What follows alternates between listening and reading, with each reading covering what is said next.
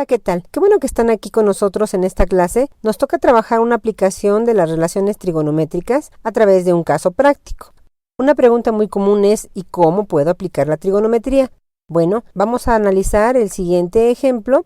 Vamos a pensar que nos piden conocer la altura de un edificio de 20 pisos. Lo primero que yo recomiendo es que hagamos un dibujo para ubicar la situación de la cual nos están hablando. De tal manera, tenemos aquí un edificio y la variable h representa la altura del edificio que nos piden conocer. Observemos que al alejarnos del edificio tendremos una perspectiva más clara de la distancia. Como se observa, el joven se aleja una distancia de 100 metros. Desde este punto, la perspectiva que tiene de la altura es diferente a la que tenía inicialmente. Por lo tanto, podemos representar una distancia desde el punto donde se encuentran sus pies hasta el punto más alto del edificio. Entonces, si ustedes observan, lo que hemos generado con esta traslación de este joven es un triángulo.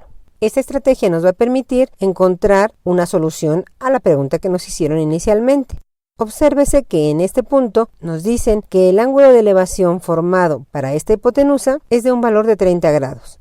Por lo tanto, podemos relacionar esta figura formada de la siguiente manera. La distancia de la base del edificio a los pies del sujeto se representa como el cateto adyacente. La altura sería el cateto opuesto. Y por supuesto, tenemos la distancia que es la hipotenusa y que nos permite formar este triángulo rectángulo. Ahora bien, vamos a quedarnos simplemente con las tres distancias que forman mi triángulo rectángulo y con el valor del ángulo que nos dan como dato. Analizando estos puntos, tenemos lo siguiente. Un ángulo y el valor del cateto adyacente son suficientes para poder encontrar una incógnita más. Recordemos que en los triángulos necesitamos tener siempre relaciones de tres variables. En este caso, el ángulo y el cateto adyacente como datos y la incógnita, que es el cateto opuesto, nos van a permitir encontrar una relación que combine estos tres datos. Por lo tanto, la relación trigonométrica que nos es útil es la tangente de teta, donde teta es el ángulo formado entre la base y la hipotenusa del triángulo. Entonces, encontramos que la definición de la tangente de teta es cateto opuesto sobre cateto adyacente, de tal manera que si observamos, podemos despejar el cateto opuesto, que sería igual al cateto adyacente por la tangente de teta, teniendo la posibilidad así de encontrar la altura del edificio.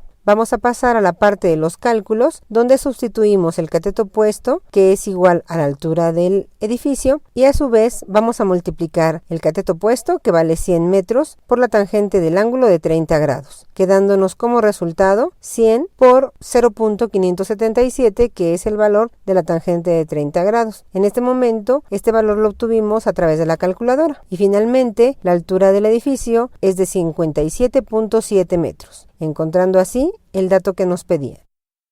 Ahora bien, ¿qué pasa si tú necesitas calcular la tangente de un ángulo y no tienes calculadora a la mano? Bueno, en este mismo curso hemos analizado cómo poder evaluarlo a través de las relaciones de los ángulos con el círculo unitario. Recordando, tenemos que la tangente de 30 grados sería igual a la relación del seno de 30 grados entre el coseno de 30 grados, y estos valores son fáciles de obtener. Recordemos que el valor del seno de 30 grados es igual a un medio. Y de la misma manera, recordemos también que el coseno de 30 grados es igual a raíz de 3 sobre 2. Colocándolos en la relación de la tangente, tendríamos que podemos eliminar el valor 2 de los denominadores y el resultado final sería igual a 1 sobre raíz de 3. Podemos manejar este valor así en la operación anterior o bien volver a obtener y comprobar que corresponde a 0.577.